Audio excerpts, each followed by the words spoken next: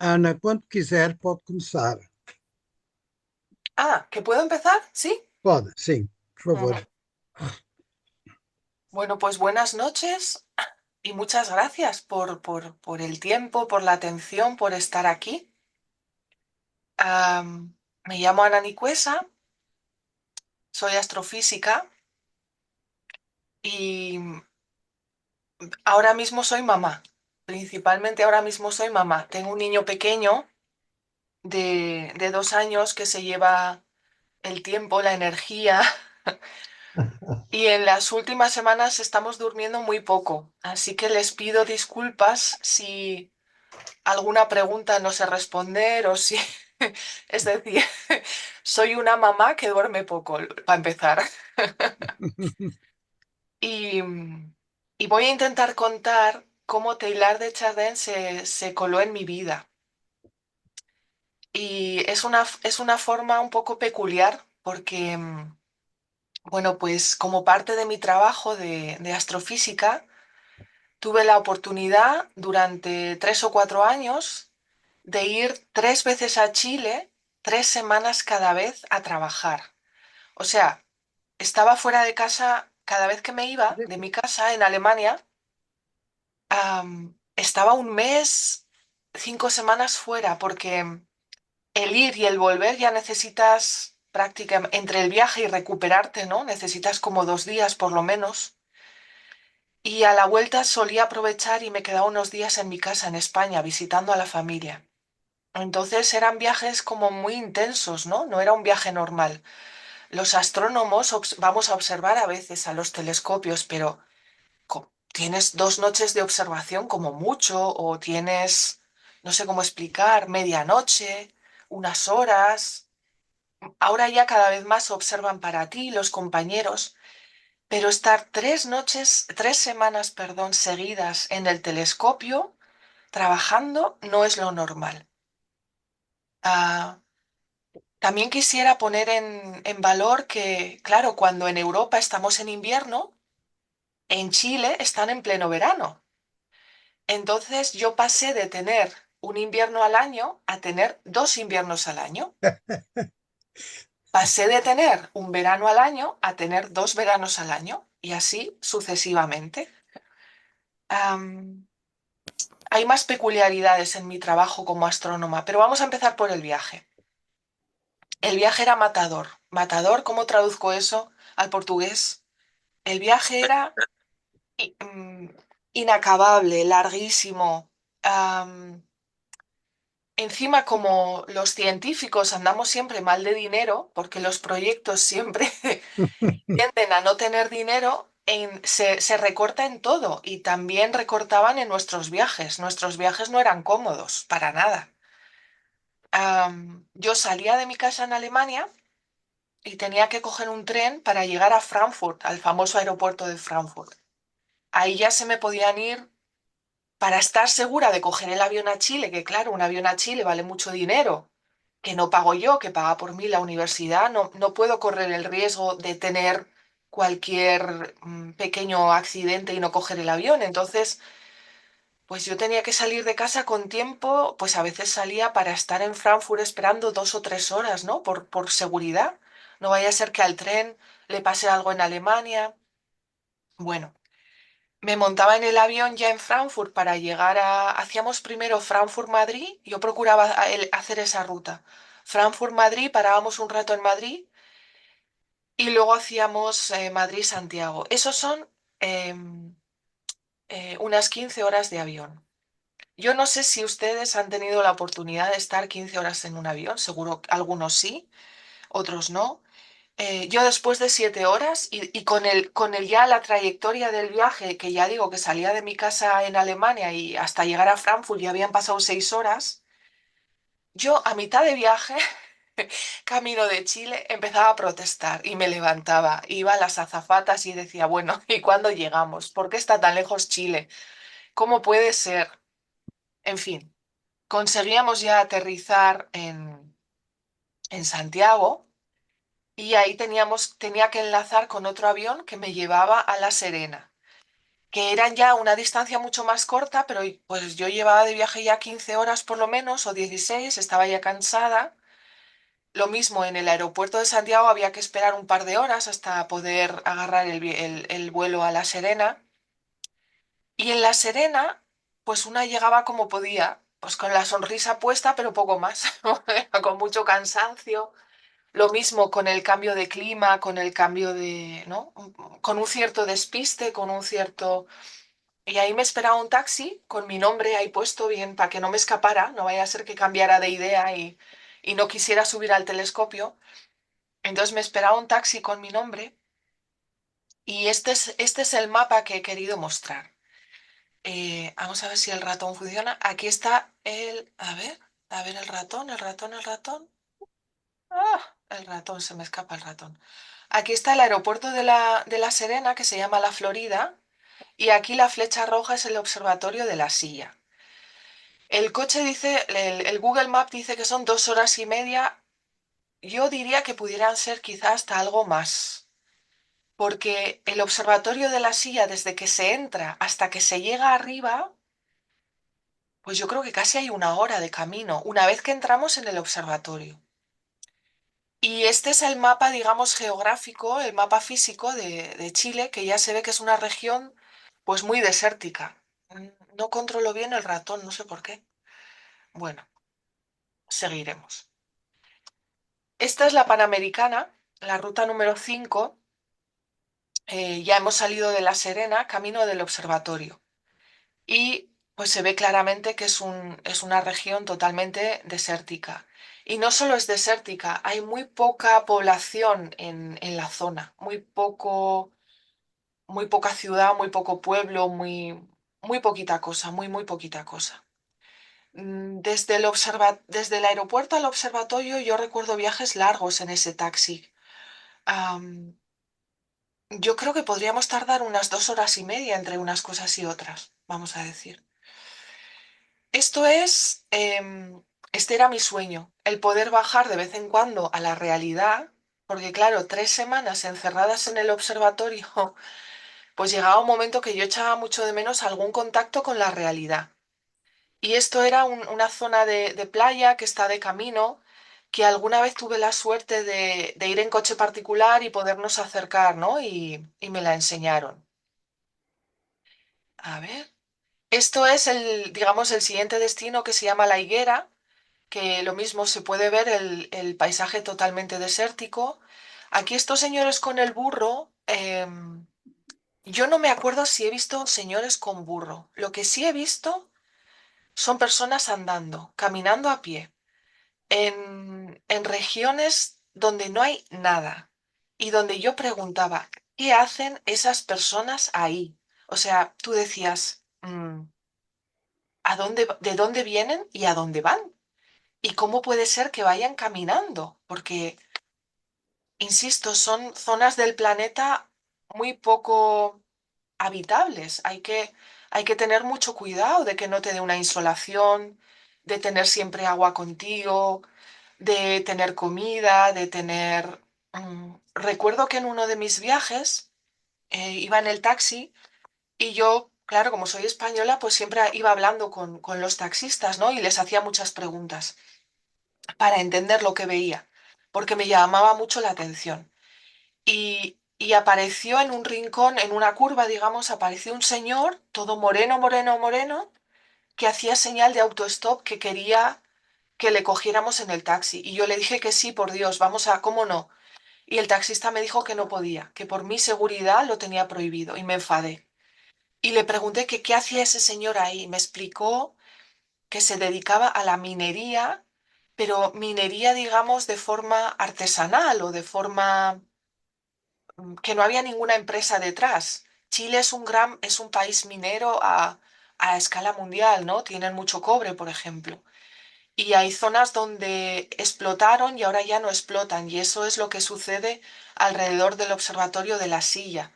Ahí hace unos años había ciertas empresas y esas empresas ya no hay, pero sigue quedando población muy humilde, claro, muy humilde, que viven allí y yo diría que es una economía como muy de subsistencia. Hay una expresión chilena para ese tipo de minería, pero ahora mismo no la recuerdo.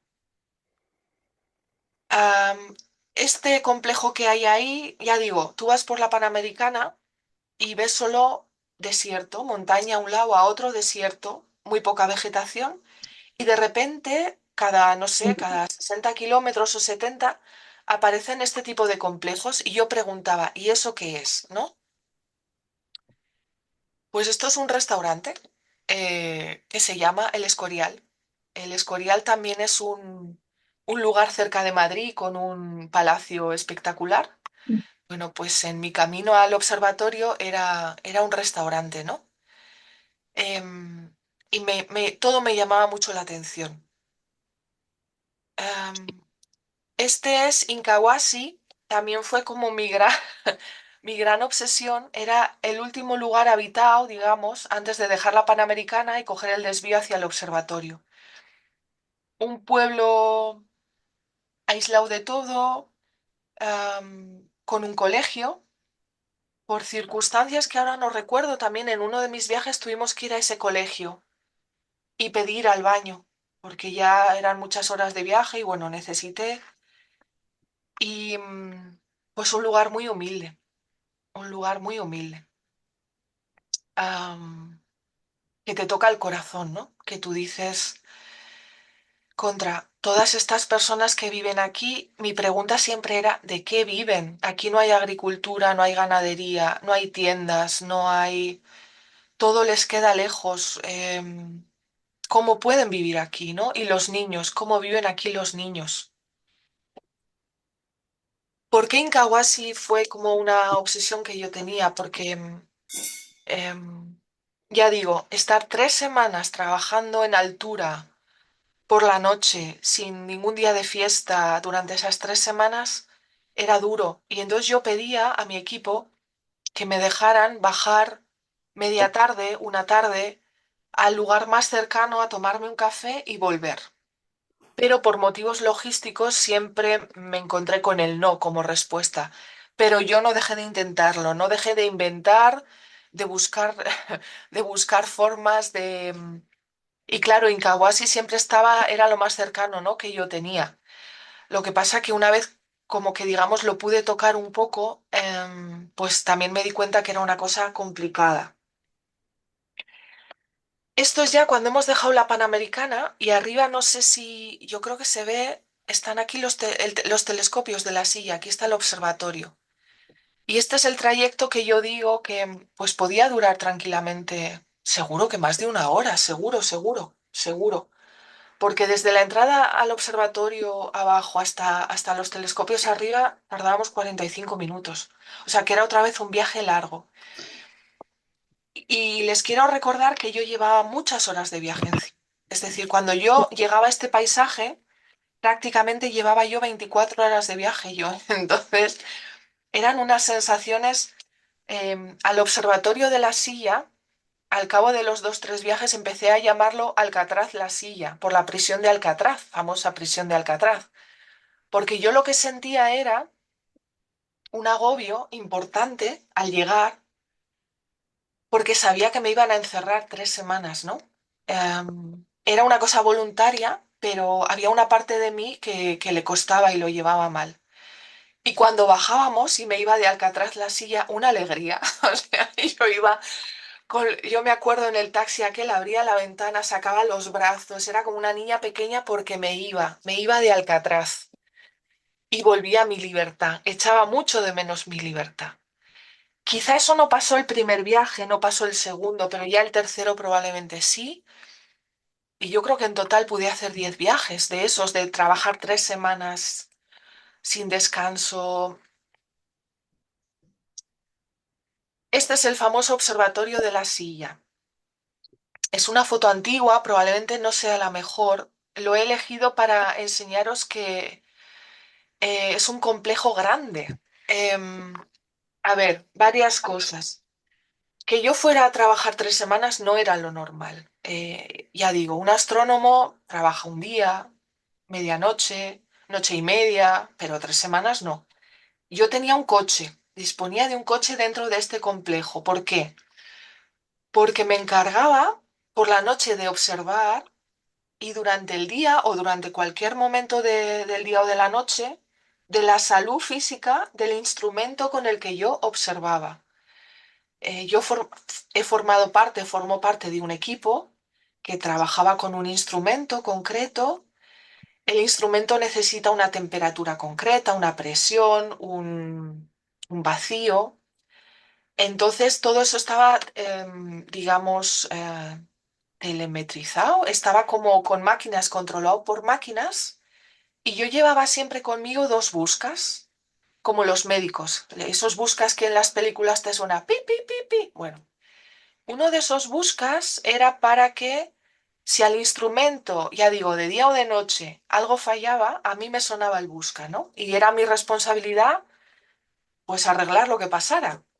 Eso podía pasar a las 4 de la mañana, a las 2 del mediodía o a las 7 de la tarde.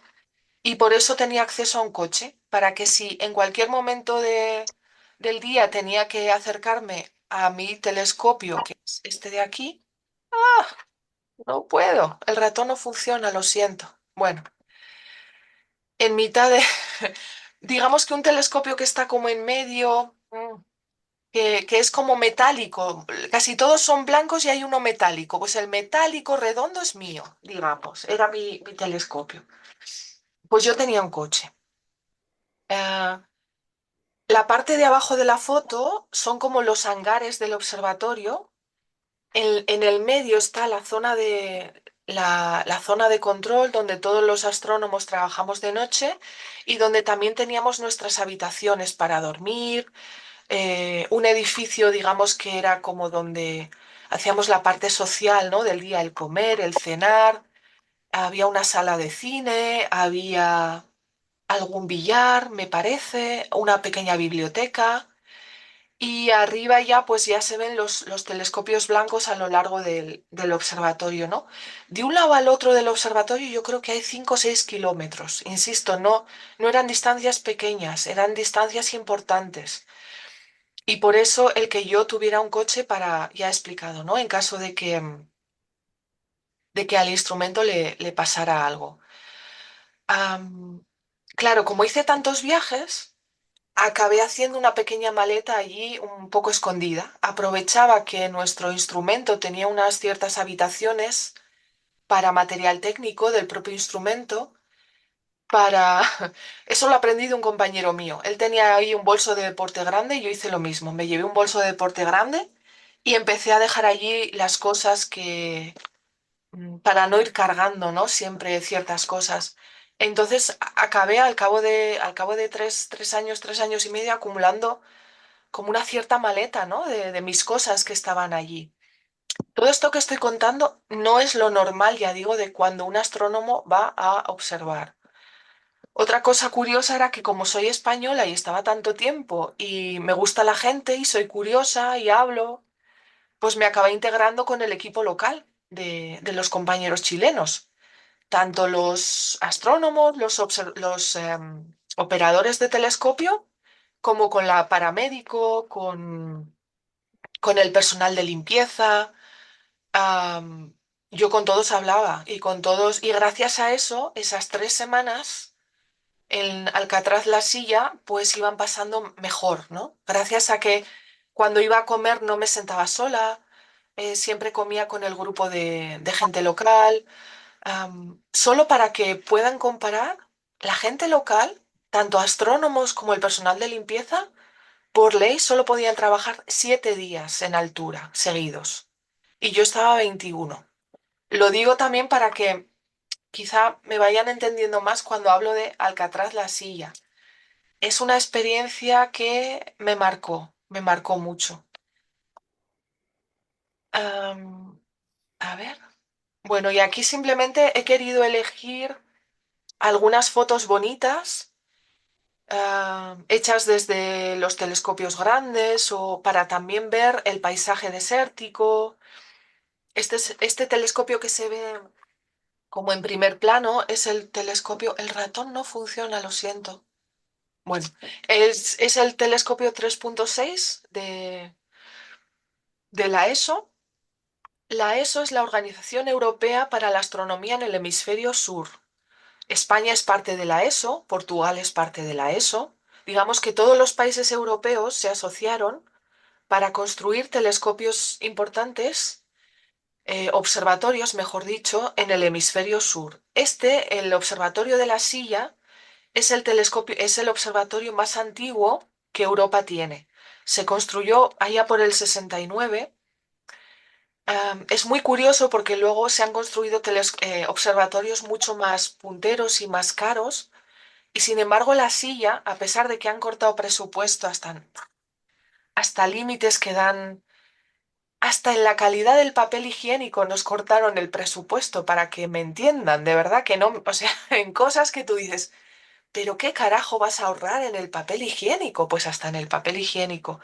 Han cortado en personal técnico, han cortado en mantenimiento, han cortado, bueno, pues las sillas es ya el observatorio más viejito, ¿no? que tiene Europa. Sigue produciendo un porcentaje muy importante de la ciencia que producen los observatorios europeos en el hemisferio sur. Y la gente que trabaja allí tiene un carácter especial, se sienten como muy orgullosos, ¿no? Son familia. Es decir, si han podido sobrevivir es porque entre todos el equipo local se ayuda. Y, y para mí el incorporarme con ellos fue, no sé, fue una cosa muy bonita. Aprendí mucho de Chile, aprendí mucho de su jerga, aprendí mucho de su humor. Les hacía muchas preguntas constantemente. Ellos se reían de mi manera de hablar. Me llamaban la españolísima. Yo era, yo era la españolísima y ellos, bueno, pues ellos mis compañeros. Hay expresiones que yo decía, yo qué sé, no me toques las narices o no sé, expresiones coloquiales que a ellos les hacían mucha gracia. Y al revés, claro, expresiones suyas que las entendí muy rápido, a mí también me producían pues mucha gracia, ¿no? Este es otro de los telescopios más grandes que hay allí. La cúpula es impresionante. Tengo aquí unas notas de cómo de grandes son estos bichos. A ver si las encuentro. Am, yo creo que eran como de alto unos 20-25 metros y de ancho unos 40, puede ser, el edificio, algo así. Recuerdo que he estado mirando antes. O sea, son edificios impresionantes, impresionantes. Verlos de cerca impresiona, ver cómo esa cúpula se abre, ver cómo la cúpula se cierra. Am, son experiencias, digamos, que hay que vivir, ¿no? Esta es otra foto del observatorio, digamos, desde el otro lado. Estos telescopios, estas cajitas que hay aquí abajo, al pie de la foto, son telescopios robóticos. Quiere decir, telescopios que se abren solos, se ponen a funcionar solos y se cierran solos. Y desde Europa, básicamente desde Europa, se controlan. El observatorio de la Silla se está reconvirtiendo. Muchos de los telescopios pequeños de 1 metro que estaban abandonados, que pertenecían a varias universidades europeas, se están reutilizando, reconvirtiendo y se están construyendo muchos telescopios robóticos de distintos tipos. Estos son los tres principales y este que dice MPG ESO 2.2, ese es mi telescopio, el que ya les digo que es como dorado, mientras que los otros la mayoría son blancos. Ahí es donde yo sigo trabajando y sigo contactando, pero ya no voy allí. Digamos que ahora ya tenemos personal, el equipo contrató personal que vive en Chile y observa. Ellos solo hacen el viaje desde Santiago a La Serena, están una semana, se vuelven y viene otro compañero desde Santiago. Y nosotros desde Europa lo que hacemos es les decimos lo que tienen que observar, ellos observan lo que nosotros les decimos y yo al día siguiente puedo mirar los datos, digamos, o a veces hasta inmediatamente durante la noche. Esta es una foto del atardecer en el observatorio. El amanecer y el atardecer son momentos que marcan. El observatorio es como un monasterio donde todo está dedicado a la observación astronómica. El atardecer significa que tú como astrónomo has tenido que cenar ya, tienes que estar ya preparado físicamente y mentalmente para estar sentado en tu ordenador, tener clara cuál va a ser tu noche de observación y estar preparado para empezar a trabajar. Y el amanecer significa que tú ya has podido terminar tu noche, quizá ya has desayunado y bueno, ves el amanecer. Mi experiencia era que si veía el amanecer me costaba luego dormir. Y era problemático porque si no dormía bien durante el día, luego aguantar toda la noche, tantas noches seguidas, pues era complicado. Am, la rutina del observatorio, yo digo, para mí tenía algo como de monasterio, de claustro, de vida de oración. Eran ritmos muy marcados la vida estaba muy pautada, ¿no? El qué se puede hacer, cuándo se puede hacer. Mm, Mi vida, digamos, durante esas semanas yo tenía muy poquita libertad para, porque había que seguir como un ritmo muy claro, ¿no? Y, y en ese ritmo de monasterio, conforme fueron transcurriendo los viajes, me di cuenta que yo entraba a veces como, ¿cómo decirlo? Como en otra, no, no me atrevería a decir en otra dimensión, pero en otro tiempo, en otro espacio, de, a pesar de la soledad, de estar lejos de mi familia, de mi casa, tantos días, del estrés, porque algo que no les he contado todavía es qué tipo de observaciones hago yo. Yo no observo cosas que están en el cielo siempre, no, no. Yo observo fenómenos transitorios. Han escuchado hablar seguro de las supernovas, por ejemplo, que son estrellas que explotan, vemos un brillo en el cielo, el brillo va bajando al cabo de los días y llega un momento que donde habíamos visto una estrella nueva ya no hay nada. Eso se llaman fenómenos transitorios en el cielo, pues yo me dedico a ese tipo de observación, que lleva consigo también otro cierto estrés. ¿Por qué?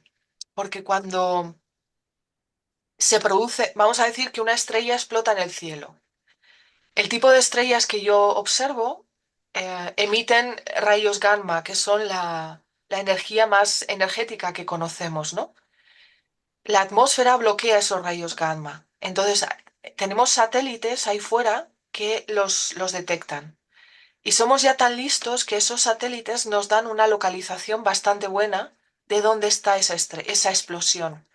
Y lo que hay que hacer es, lo antes posible, con el telescopio que tú tengas, contra más grande sea el telescopio, y siempre decimos nosotros que contra las gafas más grandes tengas mejor, pero bueno, cada uno trabaja con lo que tiene, pues empezar a observar contra antes, ¿no? Esa explosión estelar. ¿Cuál es el problema? Que los telescopios no están libres. Los telescopios son, el tiempo de observación es muy caro y muy escaso. Hay muchos astrónomos que mandan sus proyectos de observación y se les dice que no. Entonces, mi telescopio siempre estaba utilizado por otro compañero, hasta que a mí me sonaba la alerta. Y nuestro instrumento es capaz de cortarle la observación a mi compañero, empezar a mover el telescopio hacia donde ha explotado mi estrella. Eso producía fricciones. Vamos a decir, hay que tener una mano izquierda importante para no pelear con tu compañero y explicarle que es tu ciencia, lo sientes mucho, en cuanto puedas le vas a devolver el telescopio. Quiero decir, insisto, eran 3 semanas de un estrés especial, porque tenía el encargo de que el instrumento estuviera bien, que la temperatura, la presión, todas esas cosas, y que si había algún problema lo tenía que solucionar. Y de noche tenía el encargo de que si explotaba una de estas estrellas, pues me tenía que encargar de obtener buenos datos para mi grupo, ¿no? Y nuestro jefe, que era bastante tiburón, tiburón, ¿cómo lo traduzco? Quiero decir, tiburón, bastante que lo quería todo, mm, que no se quería dejar escapar nada, pues nuestro jefe nos mandaba cada noche objetos para observar al principio de la noche, al final de la, objetos de otros programas, de otros compañeros, de otras cosas, pero que me caían a mí, digamos. Entonces yo siempre tenía que observar al principio de la noche, al final de la noche y si algo pasaba en mitad, pues también, con lo cual estaba siempre liada. Pues era un estrés, la verdad, era un estrés. Esta foto, esta ya no es de mis tiempos en la silla, esto es en el 2019, un eclipse de sol total y yo tuve la suerte de vivirlo al pie del observatorio. Yo fui a Chile a trabajar en la Universidad de Copiapó, que está al norte de La Serena. Y mis compañeros dijeron, no, no, nosotros vamos a ir a ver el eclipse, o sea que tú también te vienes. Y me fui con ellos. Y fue para mí muy emotivo verlo desde la ladera, ¿no? Desde abajo del observatorio de la silla, porque conocía muy bien, digamos, el lugar, las montañas. Fue una cosa como muy emotiva y la foto me ha parecido muy bonita y por eso la he querido compartir. Y esto es, bueno, pues lo que se ve de allí, el cielo. El cielo en el hemisferio sur es espectacular. No tiene nada que ver con el hemisferio norte. También en el norte es muy bonito, pero en el sur es espectacular. Quien no haya tenido la oportunidad, yo recomiendo que en cualquier escapada que puedan, vayan a ver el cielo en el hemisferio sur. Esto es la Vía Láctea, por supuesto, por encima del observatorio. Esto también es la Vía Láctea. Y aquí he elegido esta foto porque se ven las dos nubes de Magallanes aquí a un lado, que son dos manchas, digamos que parecen dos nubes, pues son nuestras dos galaxias compañeras que orbitan con nosotros, ¿no? La Vía Láctea. Ah, y esta también, otra foto de... Y fotos ya no hay más. Entonces ahora, ¿lo he hecho bien? ¿Lo de dejar de compartir? ¿Sí? Vale. Bueno. Y todavía no hemos hablado de Taylor, claro. Mucho observatorio, mucho viaje, mucho estrés. Todavía no hemos hablado de Taylor. ¿Cuándo se cruza Taylor conmigo? Am, a ver, insisto, son, ¿cómo diría? Es una experiencia profunda de salir de tu entorno, salir de tu casa, irte lejos, cambiar tus rutinas.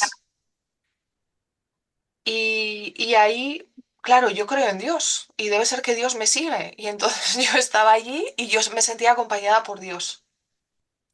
Y es un lugar, el silencio, el desierto. Al principio el desierto me aburría mucho, luego lo disfruté un montón porque aprendí a ver los colores, los detalles. Conforme el sol iba subiendo durante el día y bajando el atardecer, los marrones, los rojos, las sombras, cada vez era un cuadro diferente. Era como si un pintor maravilloso me pintara escenas espectaculares cada día diferentes. Y yo aprendí a desarrollar como esa mirada, ¿no? Y una cosa que no he contado es que tenía una rutina, procuraba al mediodía o hacia las 4, por ahí, en mitad del día, dependía de si la noche era muy corta o la noche era muy larga. Por hacer un poco de ejercicio hacía una ronda por los telescopios, me iba a caminar, no salía del recinto por miedo a, siempre nos decían, ¿no? Para evitar accidentes.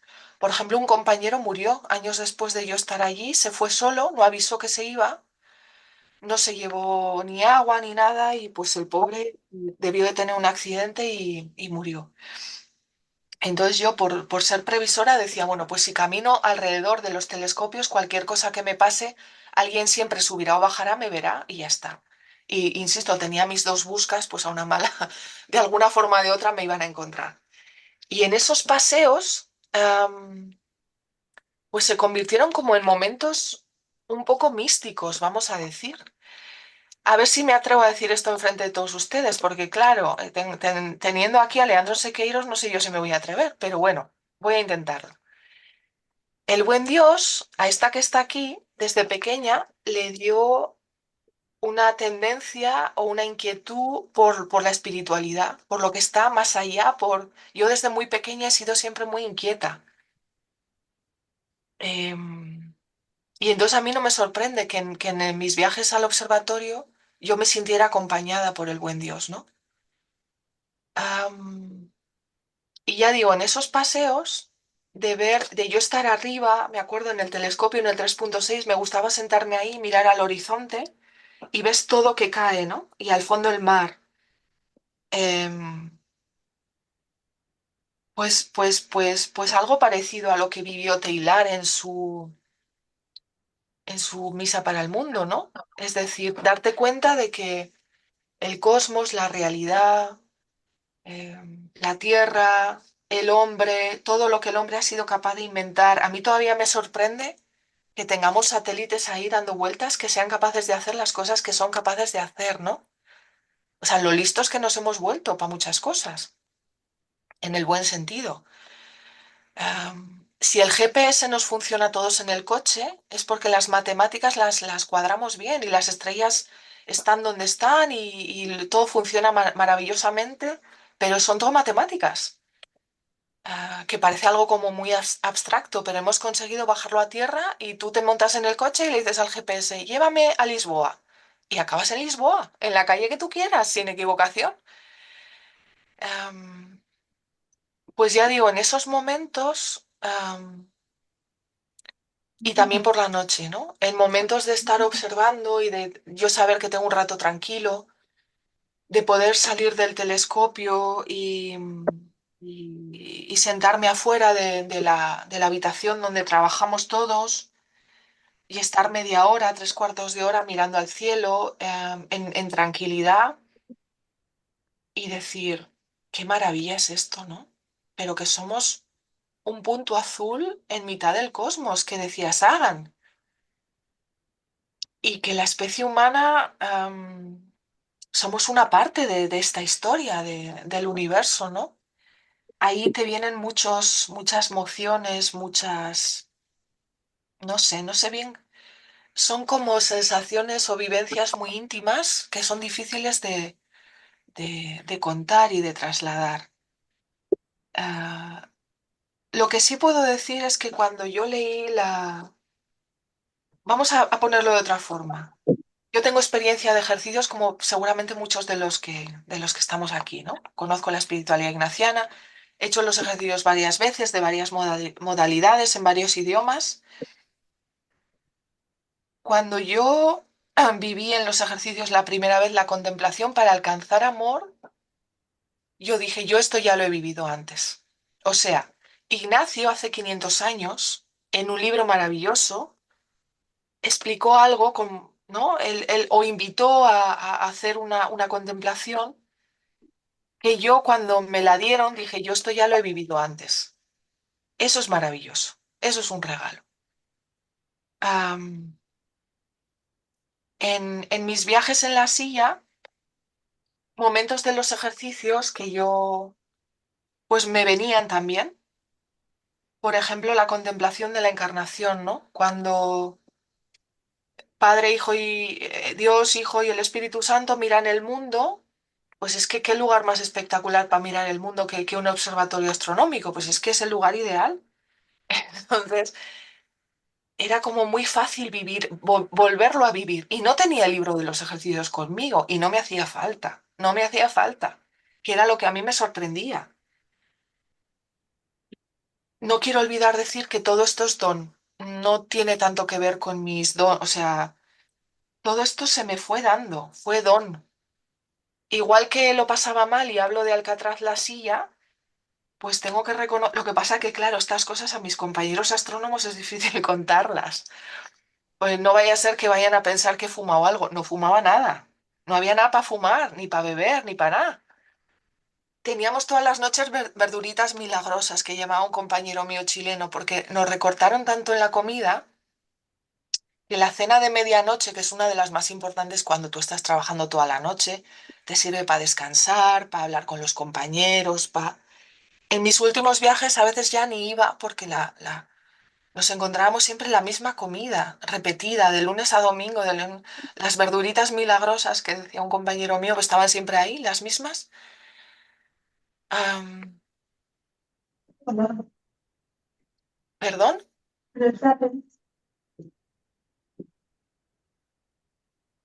No sé si alguien quiere, me quiere... Creo que es una interferencia, Ana. Creo que es una interferencia. Bueno, pues creo Sigue, que sigue. creo que estoy llegando al final y la explicación es que cuando me hablaron de Taylor y empecé a leer sobre él, pues sentí como una amistad, como decir, yo con este señor voy a ser amiga seguro. Vamos a ver, yo científica, él también. Nos separan 100 años en la escala del tiempo. No pasa nada. Es decir, él nació hace 100 años, comparado conmigo aproximadamente. Él francés, yo española. Tampoco pasa nada. Quiero poner en valor que soy mujer. ¿Por qué?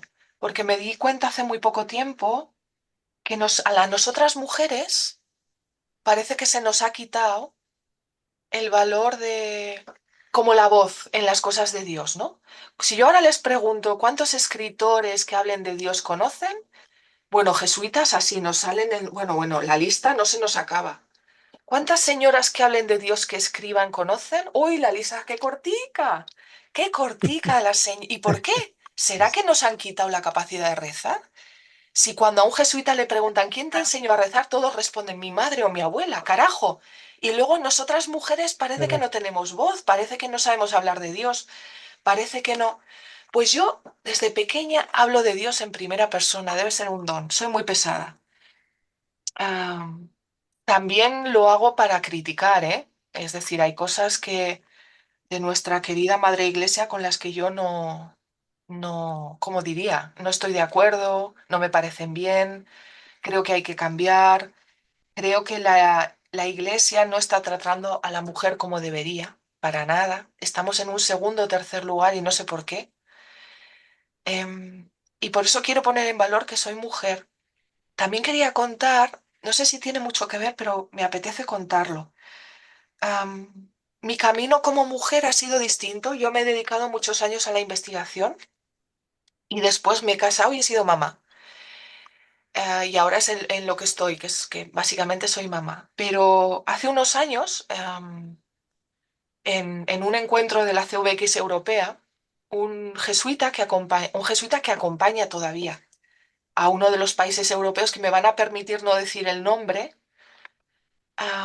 ese señor me ha mirado mal hace 10 años y hace 5 porque soy mujer, porque soy científica, porque no estoy casada y porque no tenía hijos.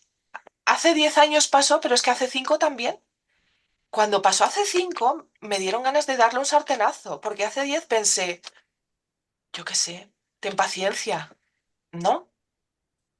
Pero ya hace 5, y ya digo, en un encuentro europeo que me envió España para formar parte del Euroteam, que ya me sentía como, contra, ya no soy, no sé cómo decir, una hormiga de la calle, me manda la CVX de España, ¿no? Que me miró mal, con desprecio, por ser mujer, por no estar casada y por no tener hijos y por dedicarme a la investigación. Esas cosas pasan. Otra cosa que me pasó muy curiosa es que en una conferencia astrofísica me dice uno de los organizadores que va a venir el director del Observatorio Vaticano. Bueno, yo daba saltos. La única que ahí sabía de espiritualidad ignaciana era yo, y a la única que le importaba que venía el director del Observatorio Vaticano, que era un jesuita, era a mí. Yo digo, vamos a poder hablar de las cosas de Dios. ¿Qué carajo si no me miró? Que no me miró, señores, por ser mujer, que le daba igual, que él se sentó al lado de el resto de señores que formaban parte del equipo organizador y a mí ni me miró, ni me vio, nada. Y estas cosas son las que también me impulsan, aunque me da mucho apuro hablar de esto y me cuesta mucho, a Juan Valentín le da mucho la lata diciendo, ay Dios mío, seguro que quieres que hable yo. Pero si yo no tengo nada que contar. Pero- Y a la vez yo digo, nos tenemos que animar nosotras, nos tenemos que animar nosotras. Y mi hijo tiene que saber que su madre tiene experiencia de Dios. Quiero decir, mi hijo, que ahora tiene 2 años, es muy pequeño y no estamos para estas cosas ahora. De momento estamos con los colores y vamos bien. Con los colores estamos entretenidos. Pero quiero que mi hijo sepa que su madre tiene experiencia de Dios.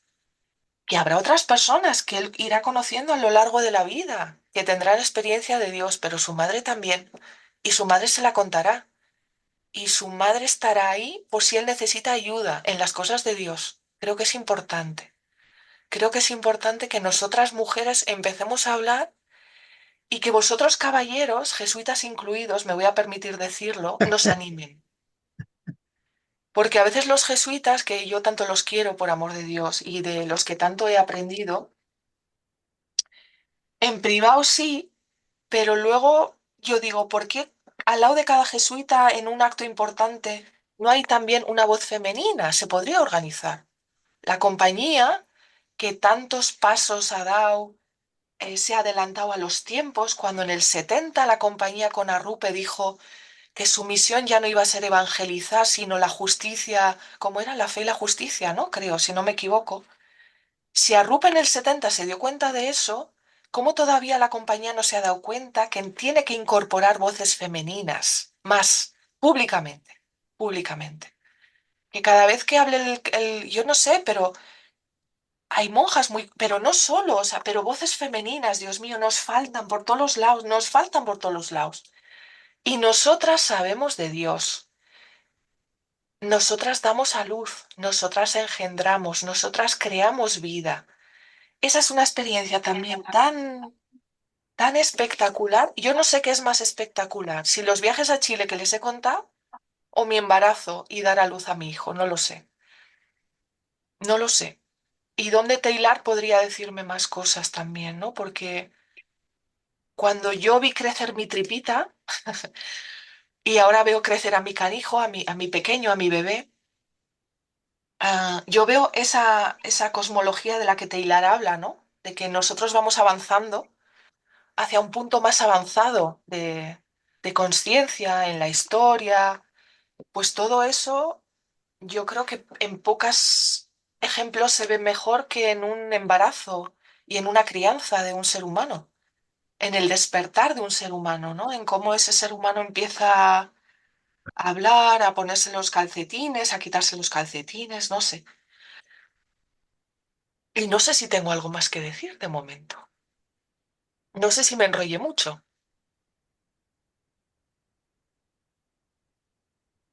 Muchas gracias. Gracias. Ujú. A ustedes por la paciencia. Muchas gracias, Ana. Fue magnífico, magnífico tu testimonio. Interesante, muy emotivo. Eh, por lo menos diferente, ¿no? Un poco diferente, sí. Muy femenino. Não sei. Posso falar português? Compreendes o português, Ana? Si hablas despacio, sí, creo que sí. Pronto. Vou falar devagar. Agradeço-te muito este testemunho apresentado com tanto coração, com tanta alma. Eh, Sem dúvida que a tua experiência no observatório é muito semelhante às experiências que o Teilhard teve nos seus desertos vários. E, e certamente já leste a missa sobre o mundo, onde essa imensidão se concretiza num altar imaginário que ele constrói com, com tudo o que acontece no universo. Eu ponho ponho-te à disposição dos nossos companheiros, se alguém quer intervir, fazer uma pergunta à Ana, fazer um comentário, fazem favor, já sabem como é, podem Yo, começar. yo Sim, Ana, solo quiero decir que no me quiero comparar con Taylor para nada, por Dios, no. No, nós sabemos, pero a la vez, ¿cómo decirlo? Platón hablaba del mundo de las ideas, ¿no? sim, Platón decía que la realidad es imperfecta y hay otro mundo, el mundo de las ideas, donde están las cosas perfectas, si no me equivoco.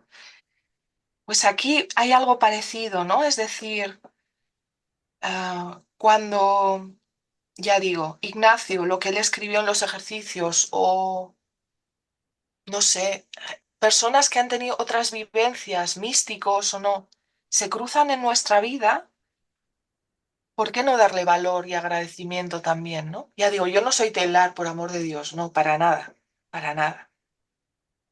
Pero sí que creo que algo parecido a lo que él vivió, yo lo viví también y luego leí lo que él había escrito sobre ese acontecimiento y sentí como un, no sé cómo explicarlo, fue muy bonito, muy bonito. Ana, não olvidar que o Teilhard tinha muita consideração pelas mulheres. Sí, sí, también, lo E sé, lo sé, lo sé. tem um escrito que talvez conheças que se chama O Eterno Feminino. Ujú, ujú, É uma exaltação ujú, da feminilidade na ujú, criação ujú, que ele sempre confessou ser muito importante para ele. ujú. Y en aquella época que todavía tiene más valor, Sim, es decir, sim, sim, él lo hizo ya en aquella época. sim, sim. Vou passar a palavra ao Juan. Ujú, Bueno, yo quería sobre todo agradecer muchísimo a Ana y agradecérselo casi triplemente. Primero por hablar como madre, por hablar como mujer, ¿verdad? Y por hablar como científica. Y esta noche, desde luego, nos has hecho sentir mucho más cerca de las estrellas y de los planetas. Hemos ficado mucho más perto das estrelas, dos planetas, ¿no? Dos astros, ¿no? Gracias a Ana. Lo que me llama mucho la atención de tu contribución al libro, al libro Convergencias, del que estamos hablando, ¿verdad? Ha sido la facilidad que siempre has tenido para compartir cosas desde dentro.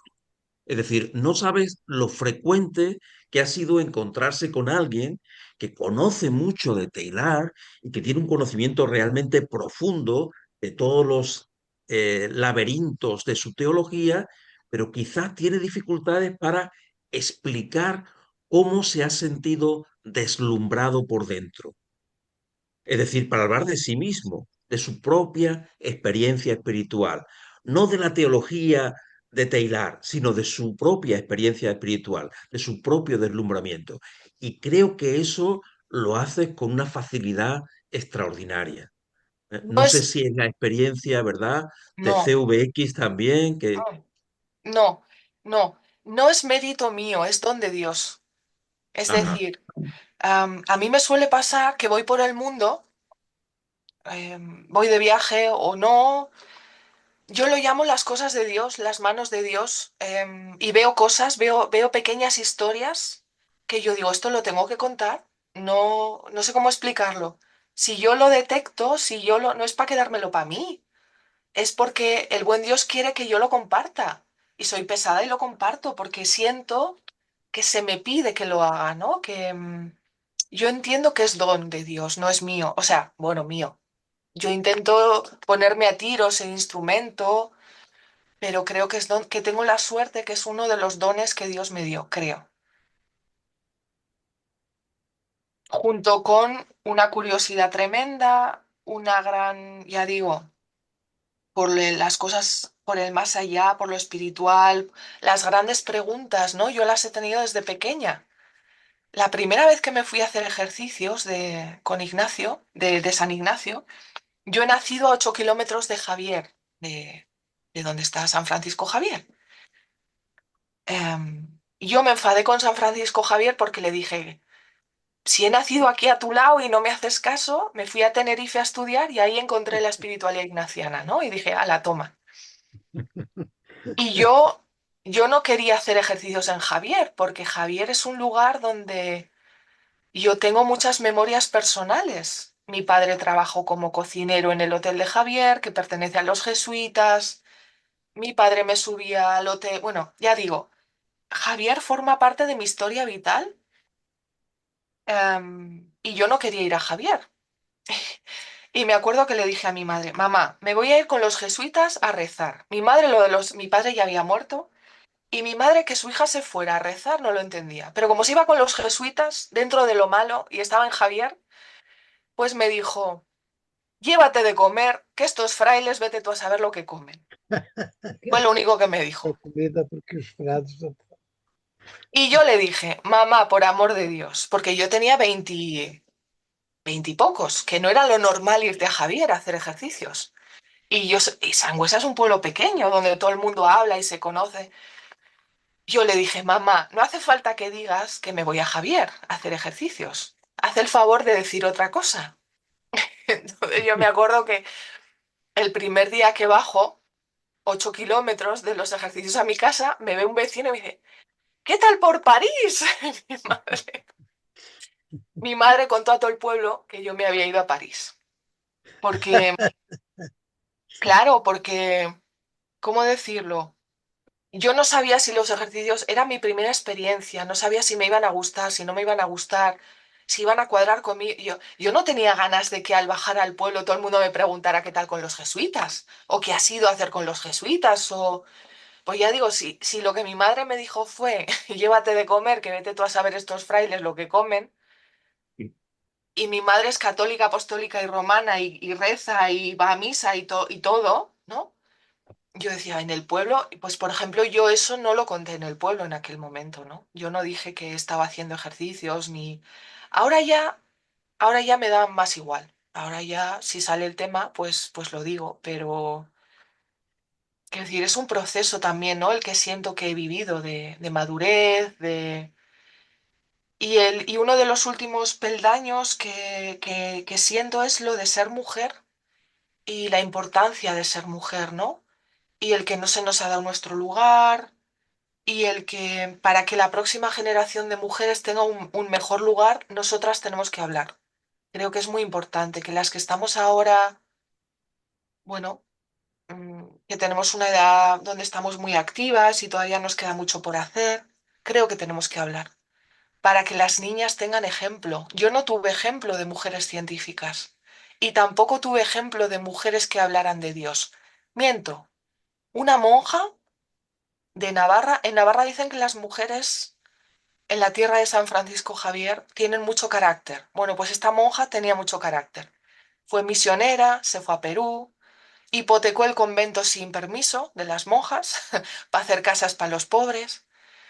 Am, hizo muchas cosas y ella volvió por la familia para cuidar a la familia. Algo le salió mal con la familia y yo la conocí. Yo viví con ella 2 años en su casa como, digamos, de pensión, entre comillas, ¿no? Ella seguía viviendo como una misionera más, aunque ya no era, pero daba igual. Mandaba dinero a todos los lados. Llegaba una carta del Banco Santander diciendo, te vamos a subir la cuenta. Ella iba al Santander con todas sus narices a negociar que a ella no le subían nada. Al revés, le tenían que regalar algo. Una mujer con mucho carácter. Y ella sí hablaba de Dios, la única referencia que yo he tenido. He estado pensando estos días, ¿no? ¿He tenido yo alguna referencia femenina que en voz alta hablara claro de su experiencia de Dios? Pues esta monja que formó parte de mis afectos, murió hace unos años, unos pocos años, ya no está aquí, pero a ella sí, la única, la única. Bueno, gracias. Voy a dar la palabra a Manuel António. Muito obrigado, Ana, pelo teu belo testemunho, do qual eu retenho para meu enriquecimento pessoal. O entendes o que estou dizendo? Entendes? No, no, me cuesta más, lo siento. Eu vou tentar falar mais despacito. ¿Vale? É, agradeço o teu testemunho ¿Sí? e quero registar os aspectos do teu testemunho que tocaram a minha vida pessoal. Ujú, Primeiro, os mapas mostraram o despojamento da paisagem e a grandeza ujú. daqueles espaços.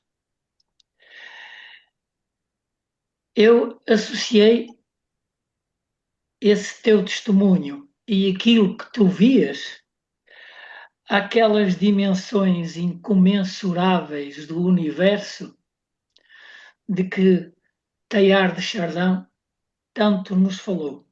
Ujú, ujú, E disseste que neste ambiente do silêncio e do deserto, tu experimentaste momentos místicos ujú, ujú, que te conduziram para uma experiência de espiritualidade ujú, e relembraste a convergência deste teu sentir com a missa sobre o mundo de Teilhard. ujú. Para mim, isto foi um momento muito importante que eu te agradeço e que quero partilhar com os que estão aqui presentes. Muito obrigada. Gracias. Yo también te agradezco tus palabras. Muchas gracias. Obrigado, obrigado, Manuel António. Michel Renaud.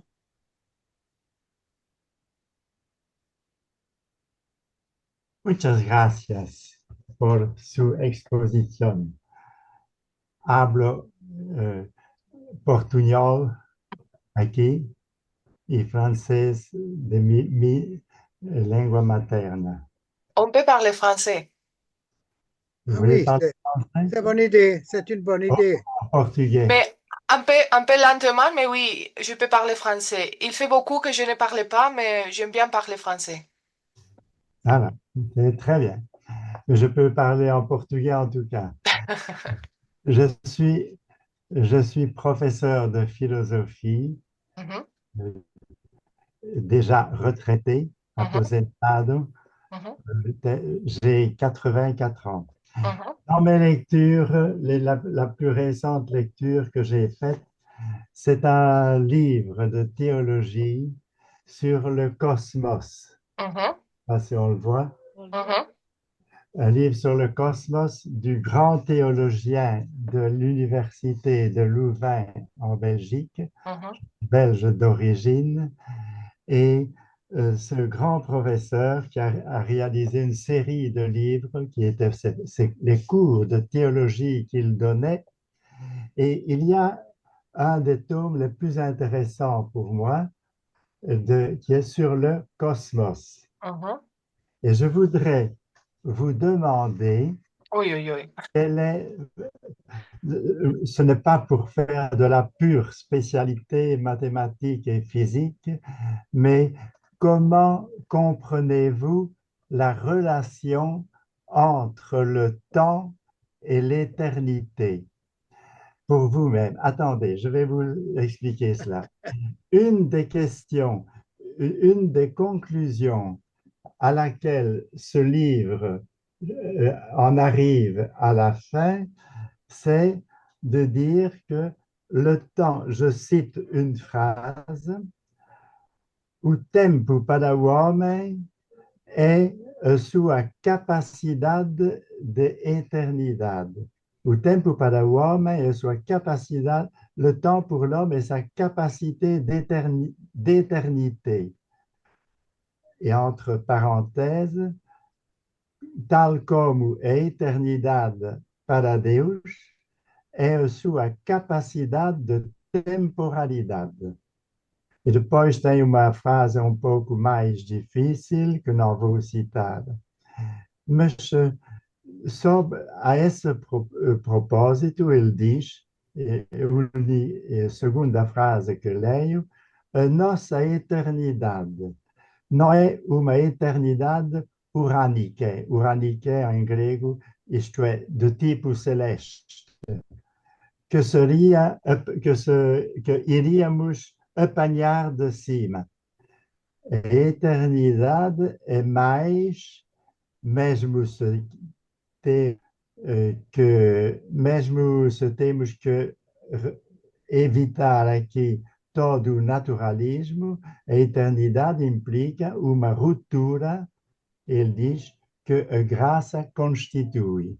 Mas do ponto de vista da Je suis, astrofísica, je suis désolée. como é, Je suis, écoutez, je comment suis- vous-même, como é que a senhora, a doutora, entende para si própria, eu diria, a eternidade do ponto, o tempo do ponto de vista físico com uma possibilidade de não tempo, d'absence du temps. je suis désolée, mais je n'ai pas la réponse. Je ne peux pas faire la réponse parce que pour moi, cette demande n'était pas importante. Jamais pour moi. Et c'est pour ça que je ne peux dire Mais rien. une autre No le façon, ponga el teléfono aquí. pardon, No entiendo.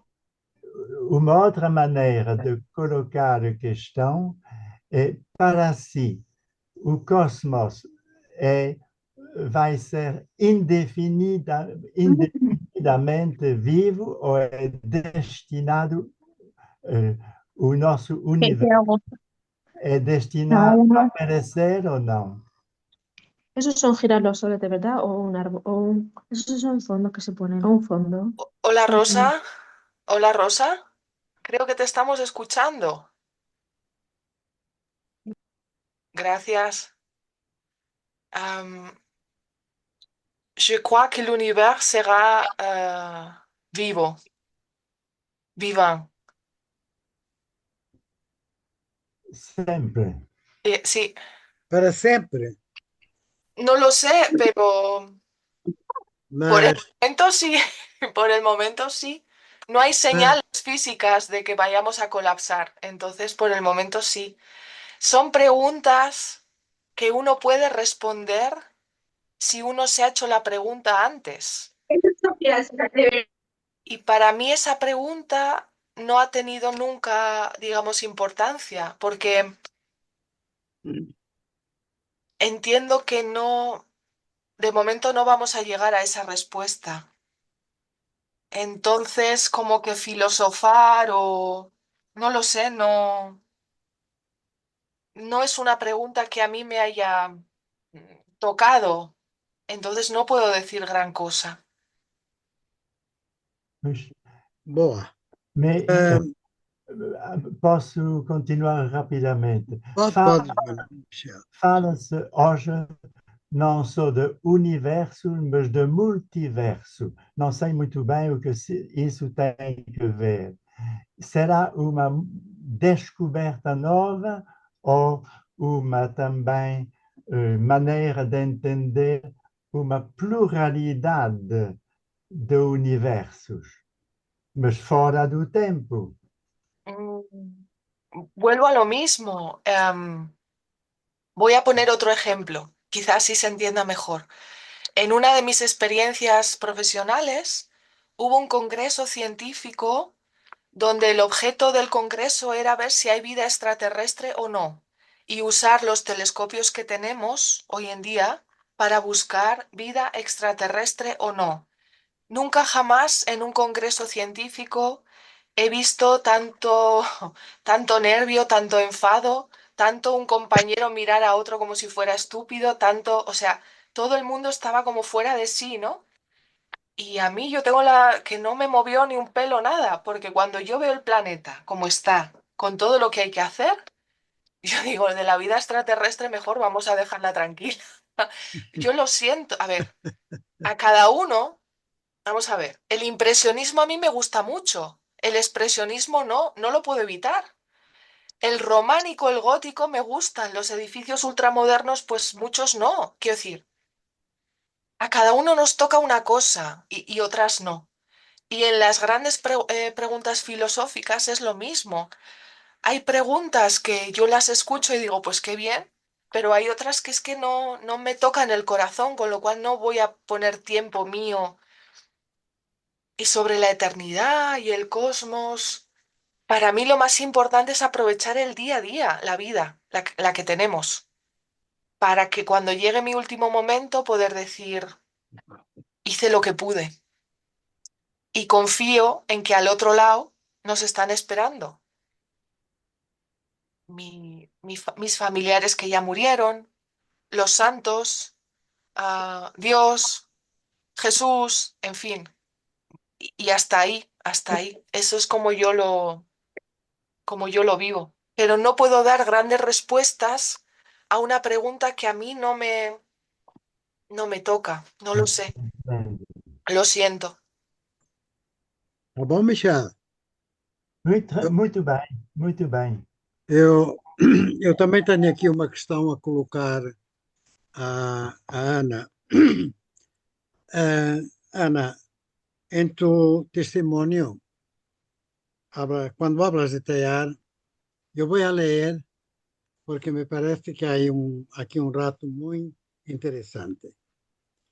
Y mi propia existencia en el tejido del cosmos resonaba con la idea de tallar de que estamos evolucionando hacia una mayor conciencia, complejidad y unidad dentro del vasto, misterioso y maravillosamente complejo universo.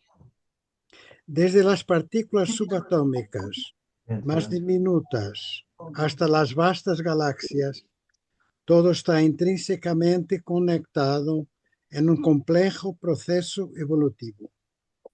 Pensábamos, por ejemplo, que nuestro sistema solar tendría que ser el prototipo para entender los otros sistemas planetarios y, sin embargo, ahora sabemos que no es así. Muy al contrario, parece que nuestro sistema solar podría ser más bien una excepción. El estudio de sistemas planetarios diferentes del nuestro no solo amplía nuestro conocimiento sobre la formación de planetas y lejanas estrellas, sino que también nos ayuda a entender mejor nuestro propio lugar en el cosmos. Bueno, aquí te quería colocar una cuestión. Ujú, Cuando tú dices que el sistema solar es una excepción, ujú. ¿tú crees que es una excepción absoluta? No, No. no. Bueno, A ver, entonces perdón. déjame completar y ya te pido la respuesta. Eh, como quizás sabes, Tayar se ha preocupado mucho con esta cuestión de otros mundos habitados. Ajá. No, nunca afirmó una respuesta porque no la tenía, pero muchas veces escribió diciendo que la probabilidad más concreta era que habría algunos otros mundos habitables. Ello llegó mismo a decir, si en una galaxia hay miles de millones de planetas, vamos, y que hay miles de millones o cientos de miles de millones de galaxias, entonces al menos un planeta por galaxia. Ello ya contentaba con un planeta por galaxia. Es decir, el padrón de estructura del universo es de tal manera que lo que se pasa en la Tierra, con todas las excepciones extraordinarias que se conjugaron para dar lugar a la Tierra, son muy repetibles en todo el universo, porque todo es la misma materia, ¿no? Cuando hablas de partículas subatómicas en la Tierra, son las mismas que están a miles de millones de años de luz de la Tierra. Entonces, ¿qué piensas de esto? Voy a intentar responder, pero la respuesta no es sencilla, ¿vale? Sí, Hemos empezado a estudiar otros planetas fuera de nuestro sistema solar hará unos 30, 35 años solo. Es decir, la historia se llaman exoplanetas, en portugués no sé, pero bueno, sí, sí, también. la historia del estudio de los exoplanetas de forma científica y rigurosa, porque para poderlos estudiar hace falta una técnica que no teníamos Entonces eso ha ido también con la técnica, ¿no? Llevamos solo, ya digo, unos 35 años. Ahora mismo hay un esfuerzo científico brutal por el estudio de los exoplanetas en todos los lados. Y se están haciendo grandes avances, pero yo diría que estamos como en el comienzo de todo y que va a haber muchas sorpresas todavía por venir. Esa es mi sensación.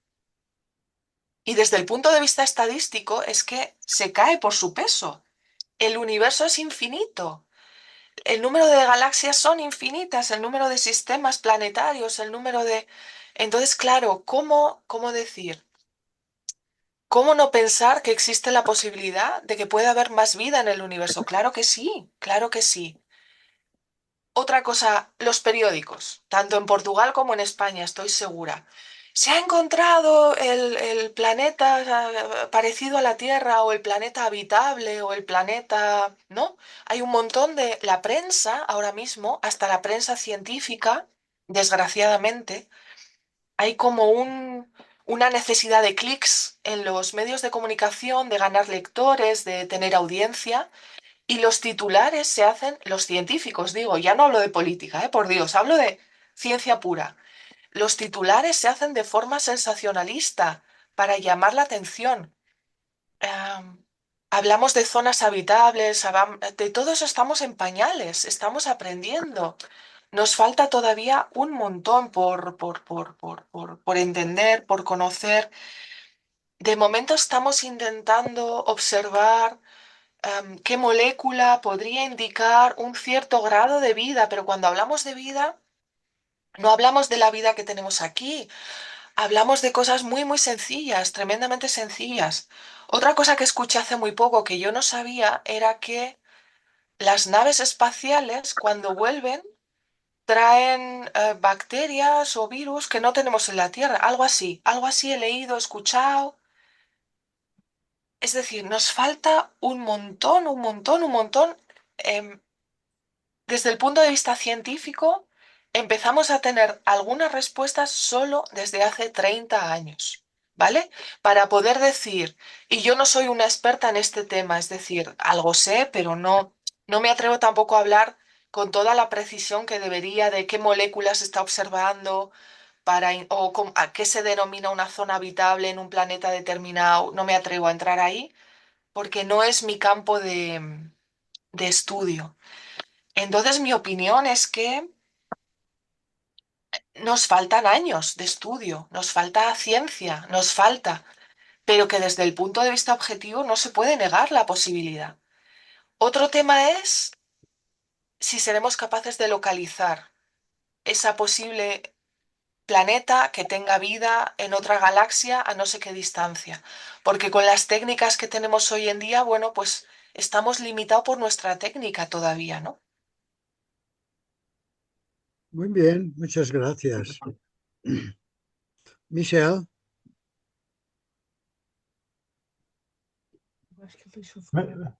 Muito obrigado. Queria só perguntar se para si o tempo é indefinido. Nós sabemos que há o tempo objetivo que calculamos em horas, em movimento dos astros, e o tempo subjetivo. Aqui não falo de subjetividade nossa do tempo, mas será que o tempo faz parte para si do tempo objetivo de constituição do nosso universo?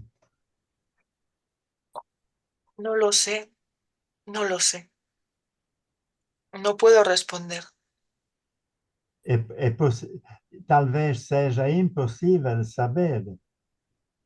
Claro, a mí me parece más una pregunta filosófica ahora mismo que una pregunta que podamos responder desde la ciencia. Sim. Desde la ciencia sabemos cuándo se produjo el Big Bang, pero no sabemos qué hubo antes. Todavía no podemos responder eso. Sim, mas quando disse agora que o nosso universo vai perpetuar-se sempre, significa que, do ponto de vista do nosso tempo objetivo, não vai haver limite do. Podría ser,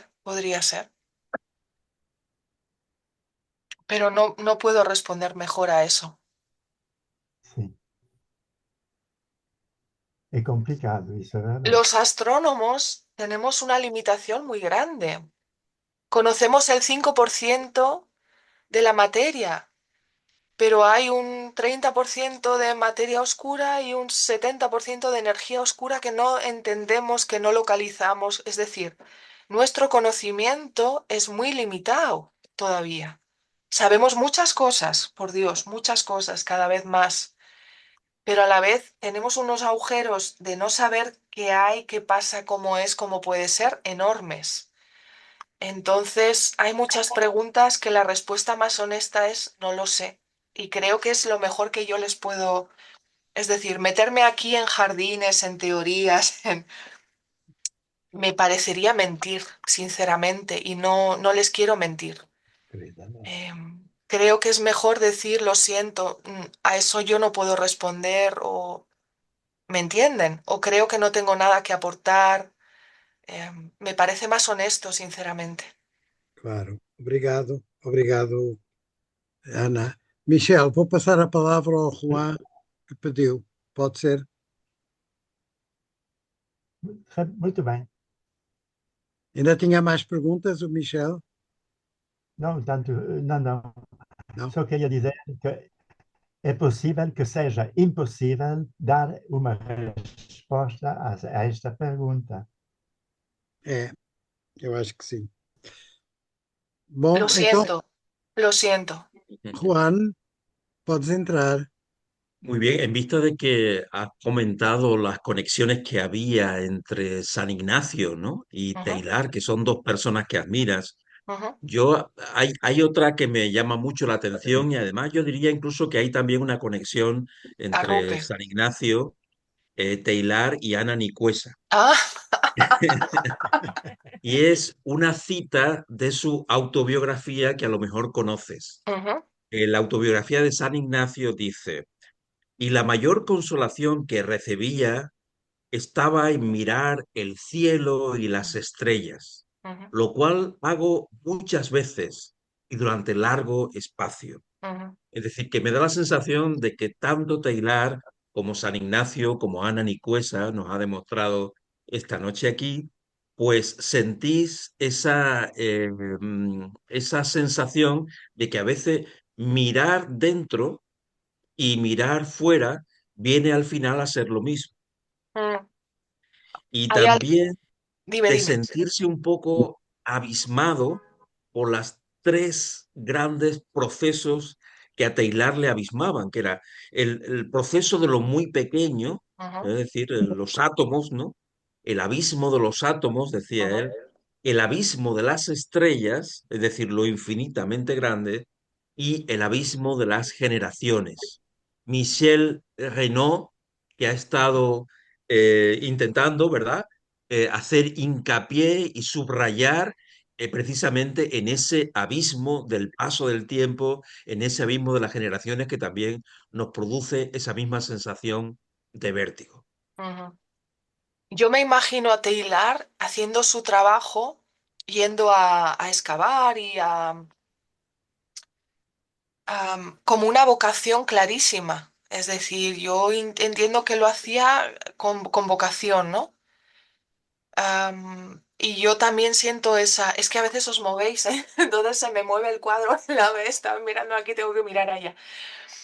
Como igual que una vocación religiosa, pues yo la astronomía la he vivido siempre así. Ha sido una vocación desde muy pequeña. Yo no podía ser otra cosa que no fuera astrónoma. No podía ser otra cosa. Ah, y esa unión la siento con Taylor, por ejemplo. O sea, yo intuyo que él lo vivió igual. Él vivió su hacer ciencia de la misma forma que yo, con una Ana, pasión, perdón. O Teilhard dizia, fazer ciência é adorar. ¿Edurar? Adorar. Sí, eso es, sí, sí, sin duda. Sí, sí, sí, sí, claro, claro, claro, eso es, eso es. Es una vocación muy parecida a una vocación religiosa. Tu estás em cada dia, em cada noite, estás descobrindo Sí, coisas novas, coisas de sí, Deus. sí, Estás descobrindo Deus, sí, verdadeiramente, porque sí, a criação é infinita. sí. Y hace falta un punto de artista en el sentido de que hace falta hacerlo con gusto, con inspiración, con ganas. No Sim, es un trabajo, pesado. no es un trabajo aburrido, no puede ser aburrido, es vida, tiene vida, mucha vida. Entonces ahí yo siento una unión muy grande con él. No, pues yo siento que hubiéramos podido hablar mucho, seguro, de... Es muy difícil explicar a una persona que no haga ciencia que tú te vas a tu casa a las 5 o las 6 de la tarde después de haber trabajado 8 o 10 horas en un tema y tú no desconectas, tú sigues pensando en qué pasa, por qué esa galaxia te da problemas, qué pasa. Y por la noche tu cabeza piensa y te vas a la mañana y sigues con la galaxia ahí y te vas de vacaciones. O sea, todas las horas de más que trabajamos desde la pasión, que no te pagan, que no puedes reclamar, que no... todo eso no lo entiende una persona que trabaja por un sueldo sin más. Es decir, hace falta una vocación muy clara, ¿no? Para hacer ciencia. Y la parte bonita para mí es poder unir la ciencia y la espiritualidad. Eso sí que creo que es también un regalo muy bonito. Que no todos los científicos, algunos sí, otros no, pero el poderlo vivir es una cosa muy bonita, muy bonita. Muy bien.